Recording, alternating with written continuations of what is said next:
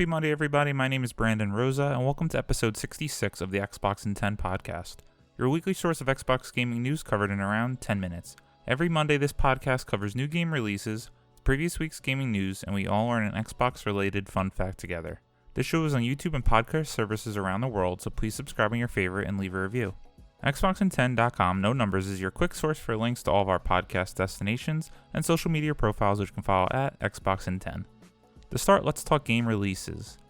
The big games out last week were Project Cars 3, Madden NFL 21, Tell Me Why Chapter 1, Windbound, Double Kick Heroes, Road to Guangdong, and Wasteland 3. The games coming out this week include Marvel's Avengers, Iron Harvest, Ori and the Secret of Seasons, Crusader Kings 3, Batu to Batu, Mask of Mists, CD Run, Desperados 3, Money for the Vultures Part 1 Late to the Party, Spellbreak, Tell Me Why Chapter 2, Tahoo Luna Knights, Akoma 2 Vicious Sisters, WRC 9 FIA World Rally Championship, Tony Hawk's Pro Skater 1 and 2, NBA 2K21, and Lair of the Clockwork God. New games with gold have been announced for September, and these games include The Division on Xbox One from September 1st to the 30th, The Book of Unwritten Tales 2 on Xbox One from September 16th to October 15th, The Blob 2 from Xbox 360, September 1st to the 15th, and on the original Xbox, Armed and Dangerous from September 16th to September 30th.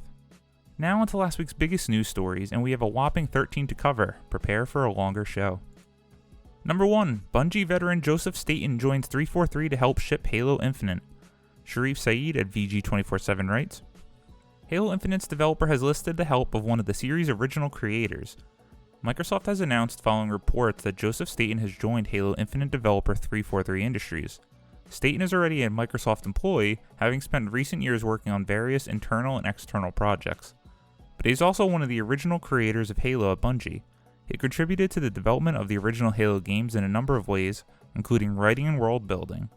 Staten continued to work at Bungie after the studio split with Microsoft, overseeing the inception of Destiny, only to leave just before the game shipped. Staten will be working alongside existing leads to see the campaign portion of the game through to the finish line. Staten's internal move wasn't the only announced one this week. Pierre Hintz, who was heading up publishing duties on Halo the Master Chief Collection, will now lead Halo Infinite's free-to-play multiplayer mode. According to Bloomberg, Staten and Hintz will work alongside studio head Chris Lee and report to 343 overseer and Microsoft executive Bonnie Ross. The news bookends a turbulent few days for 343 that followed the decision to delay Halo Infinite to 2021. Since that moment, multiple reports have come out about the state of the game's development, exploring what could have led to Infinite's long development, and the potential for a further delay to 2022, something that the studio has denied. I think we have to look at this as a positive, but it is a little scary. To bring someone in so late in the game, how much can he really impact? Regardless, I guess we'll have to see when they show more of the game. Number 2, Microsoft's Mysterious Initiative Studio hires Crystal Dynamics Bungie alumni. Jordan Allman at IGN writes, Microsoft has tapped top talent from Bungie and Crystal Dynamics to join its mysterious quadruple A studio, The Initiative. Among the 16 new hires revealed on LinkedIn by studio head Daryl Gallagher, we can see that Shadow of the Tomb Raider and Marvel Avengers director Remy Lacoste has made the jump to The Initiative to work as an experiential director. Destiny 2 narrative lead Christine Thompson has also joined the studio in a lead writer position. We're yet to learn what the studio is working on, with our latest clue arriving from Xbox head Phil Spencer, who revealed the initiative is challenging themselves to do new things and old things in new ways, whatever that means.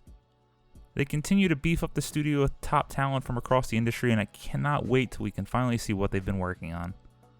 Number 3, Grounded's first content update gives players the bird. Mikey Dowling, Director of Communications at Obsidian Entertainment, writes on Xbox Wire. The team responsible for Grounded at Obsidian Entertainment are excited to release the first monthly update for the game today. With this update, we are introducing a new way to enhance your character, more options to decorate your base, a new piece of armor, new quest types from Burgle, and a new visitor to the backyard. First up are player perks. While exploring the backyard, you can unlock perks which cause small mutations to your character. With these mutations, you can cut grass faster, increase health, improve defenses, and more. Players can have up to 3 mutations equipped at any time, and we plan to introduce more over the course of game preview. For builders, we have added fences, tables, and a new resting spot. The sprig fence and acorn picket fence will both add a nice decorative touch to the outside of your home, while the grass table and clover table will help bring the interior together. If you want a more comfortable night of sleep, you are now able to make a bed. Crafting a bed requires a new ingredient that can be found from a new visitor in the backyard, the bird, and if you're looking to spice up your outfit and bow attacks, a new marksman's cap can be crafted from the feathers of the bird. The biggest creature in the backyard has arrived. How will this play into the adventure of the backyard? Find out in this and future updates for Grounded. To learn more about the details of each of these new additions to the backyard and more, check out the latest Grounded developer vlog on the Obsidian YouTube channel. I've actually been a low-key big fan of Grounded. I don't play it as much as I like, but it's nice to hop in every now and again, put a podcast on the side, and really enjoy my time in the backyard. Number 4. Marvel's Avengers, every post-launch character will have a $10 battle pass.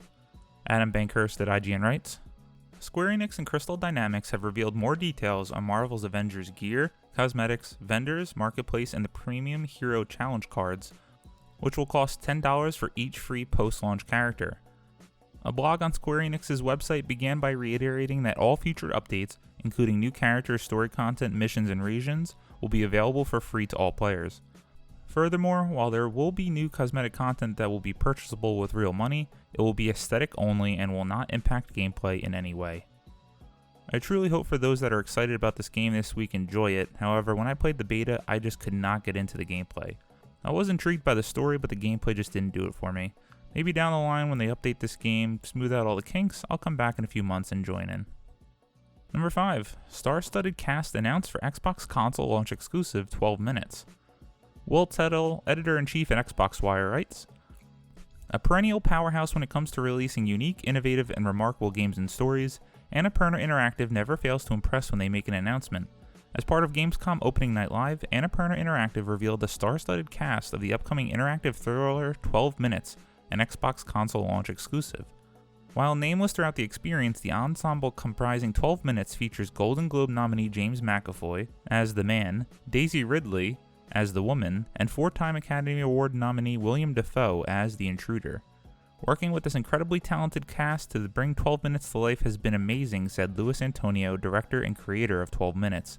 12 Minutes blends the genres of film and games with an interactive thriller, and these extraordinary actors are perfect for bringing the nuanced and complex characters to life in the world.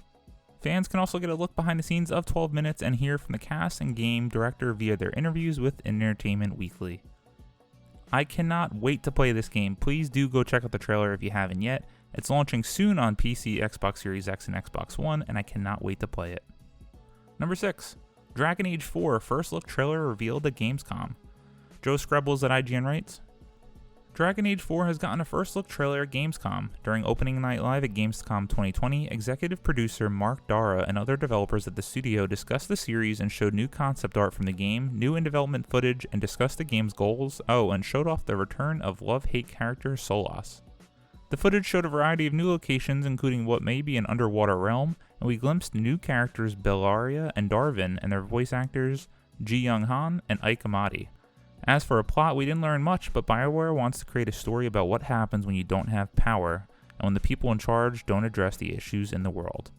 While we've known it's been in development for some time, Dragon Age 4 has only been hinted at previously, with our last look at the game coming in the form of concept art revealed as BioWare confirmed that it was working on next-gen games. I know there are huge Dragon Age fans out there, which is why I included this story. However, I only played a little bit of the first one, and it just didn't do much for me. Number 7. Call of Duty Black Ops Cold War launches November 13th.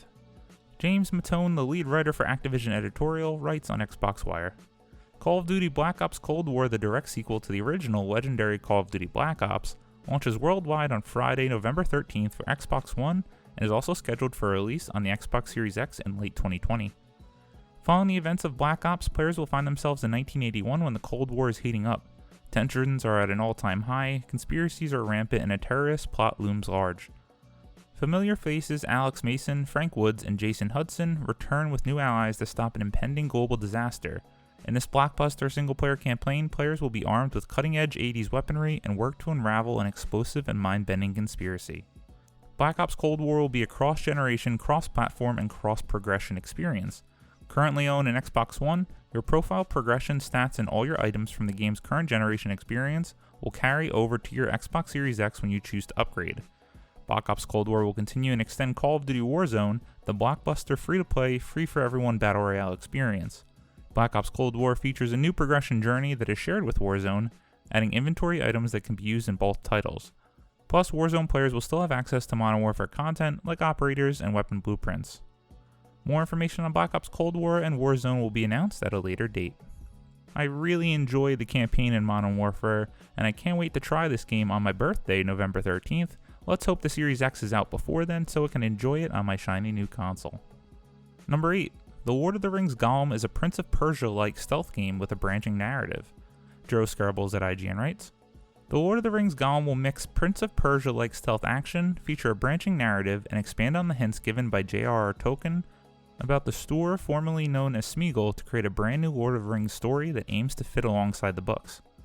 Daedalic still isn't showing off the gameplay footage of the 2021 next-gen stealth project, but the game's developers spoke exclusively to IGN about Gollum's mixture of stealth action and interactive narrative gameplay, how they're expanding on Tolkien's original fiction, and how they tried to create a version of the character you actually want to spend time with more and more. If you're interested in the game, please go read the full article on IGN. I wanted to highlight the fact that it's going to be a Prince of Persia-like and have a branching narrative somehow that fits alongside the books. I'm intrigued to see more as a Lord of the Rings fan, so let's see what they could do with some gameplay footage. Number 8. Doom Eternal's first DLC expansion, The Ancient Gods, arrives next month. Owen Esgood at Polygon writes, Doom Eternal's first campaign expansion, The Ancient Gods Part 1, put sinners in the hand of a very angry demon on October 20th. id Software and Bethesda Softworks revealed and dated the expansion at Gamescom on August 27th. The DLC is part of Doom Eternal's $29.99 Season 1 Pass, which was included with the Deluxe Edition when the game launched in March. It's $19.99 a la carte, and importantly, Bethesda said players do not need to own Doom Eternal to buy and play The Ancient Gods Part 1. A standalone purchase of The Ancient Gods Part 1 gives the buyer access to Battle Mode, Doom Eternal's 2v1 best of 5 rounds multiplayer match. Bethesda's news release says players will confront an ancient evil awoken from an imbalance in the heavens. The baddies players mow down will include fierce new demons, the statement said. It seems like everyone was extremely excited about Doom Eternal, and then it came out and I really didn't hear much. I only played a little bit of the first one and I enjoyed it, but just never completed them. Number 10. Cyberpunk 2077 will have free DLC alongside paid expansions. Jordan Alleman at IGN writes, Cyberpunk 2077 will feature free DLC as well as paid expansions, CD Projekt Red has revealed. The Polish developer replied to a fan on Twitter who asked about the potential for Cyberpunk 2077 to have free DLC like The Witcher 3, which offered an entire roadmap of free content to support the game beyond its initial launch. Responding in kind, CD Projekt Red replied with a gif of the Kool-Aid Man spouting his famous catchphrase. Beyond the free DLC, it was previously confirmed back in April of 2020 that Cyberpunk 2077 will feature paid expansions of similar size to those that were available for The Witcher 3, such as Hearts of Stone and Blood and Wine. I just cannot wait to play this game on my Series X this fall and lose countless hours and hours to it. Number 11. Fortnite Chapter 2 Season 4 Battle Pass skins including Thor, Groot, Storm, Mystique, and Tier 100 skin Iron Man. Lottie Lynn at Eurogamer writes, Fortnite Chapter 2 Season 4 is truly the season of Marvel and focuses on the Nexus War.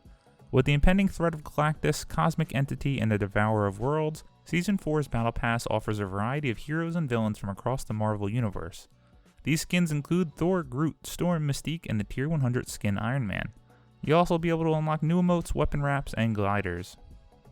Aside from the new Battle Pass, there's a new Victory Umbrella for you to earn, and a Wolverine skin for you to unlock. I gotta say, I really fell off of Fortnite as soon as everyone really started to learn how to build. I liked the game at first, but now I have no interest in playing it. However, seeing all the cool skins from this Marvel season has got me really intrigued. Number 12. Suicide Squad Kill the Justice League first trailer 2022 release. Matt Kim at IGN writes, Rocksteady Studios' Batman Arkham series follow-up returns the developer to the world of DC Comics, and now we actually know about what Suicide Squad Kill the Justice League entails beyond the obvious, given its title and all.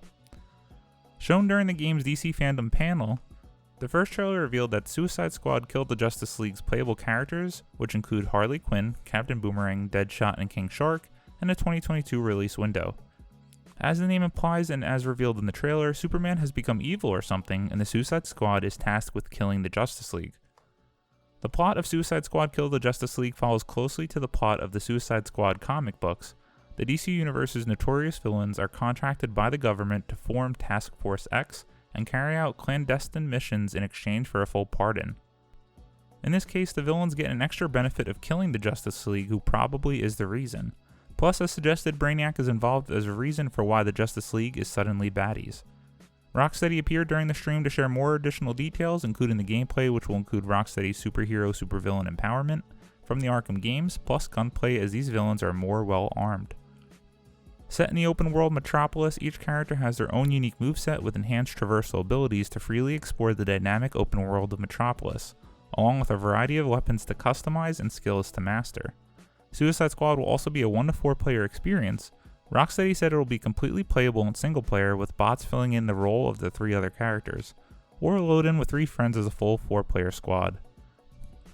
Furthermore, players will be able to jump in at any time, so start a game in single player, have 1 or 2 friends join in, maybe a friend leaves, it's all up to you. Somehow I never beat one of the Batman Arkham games, but I've really been eager to come back and play them. This trailer has gotten me really excited, I just can't wait to see some gameplay from it. And number 13, Gotham Knights is the next Batman game without Batman. ONS Good at Polygon writes, "The next Batman game doesn't have Batman in it, or so we're told. Gotham Knights is coming in 2021, publisher Warner Bros. Interactive Entertainment announced at Saturday at DC Fandom. The reveal concludes a year of teases and insinuations about when the next game was coming and what or who it would involve. Gotham Knights is coming to PS4, PS5, Windows PC, Xbox One, and Xbox Series X next year and will be playable solo or in co-op, Warner Bros. Said in a news release. In Gotham Knights, Bruce Wayne has supposedly perished in a massive explosion. In a message to his surviving comrades, he tells them to carry on in his absence. The trailer revealed Red Hood, Batgirl, Nightwing, and Robin, aka the Bat Family, as the cast of 4 playable characters. Gotham Knights will be a co-op game set in an open-world Gotham City. At the end of Gotham Knights' reveal trailer verified that the game's antagonist will be the Court of Owls, a generations-long conspiracy of Gotham City's wealthiest families. Batman writer Scott Snyder and artist Greg Capullo created the court in 2011. Quote, "You're not trying to become the new Batman, you're trying to become your own badass superhero," end quote, said Flora Marty, a senior producer with WB Games Montreal. The studio provided a 7-minute look at Gotham Knights gameplay in which the heroes take on Mr. Freeze. Go check out the gameplay for this game looks awesome. I was so impressed with how much it did for me, even though I haven't really played a Batman game before. Can't wait to jump into this with my friend, and it'll happen on my new shiny console, the Series X, next year. As always, we end our show with a fun fact about Xbox, and given all the intrigue with 343 Industries and Halo, we're just going to do a fun fact about the studio. Credit to Wikipedia. 343 Industries is an American video game developer and a studio of Xbox Game Studios based in Redmond, Washington. Headed by Bonnie Ross, the studio is responsible for the Halo series of military science fiction games, originally created and produced by Bungie, and is the developer of the Slip Space engine. Named after the Halo character 343 Guilty Spark, the studio was established in 2007 after the departure of Bungie. After co-developing downloadable content for Halo Reach, Bungie's final Halo game, 343 Industries released Halo Combat Evolved Anniversary and Halo 4 to critical and commercial success, the latter starting the studio's Reclaimer saga of the mainline games. I am scared for 343 Industries if they can't deliver on Halo Infinite. Given all the troubled development we're hearing about, I really hope for everyone's sake that this game is awesome. Thank you all for listening to one of the longest episodes of the Xbox in 10 podcast, your weekly source of Xbox gaming news covered in around 10, maybe 20 minutes. If you like the show, please subscribe on your favorite podcast service, share with your friends, leave a review, and follow on all social media at Xbox in 10. This past week I've continued to play Call of Duty Warzone and been playing Madden NFL 21. I can't wait to jump into Tell Me Why first and then play Wasteland 3. My name is Brandon Rosie. You can follow me on Xbox at Brosa93. I hope you all have a great week and keep on gaming.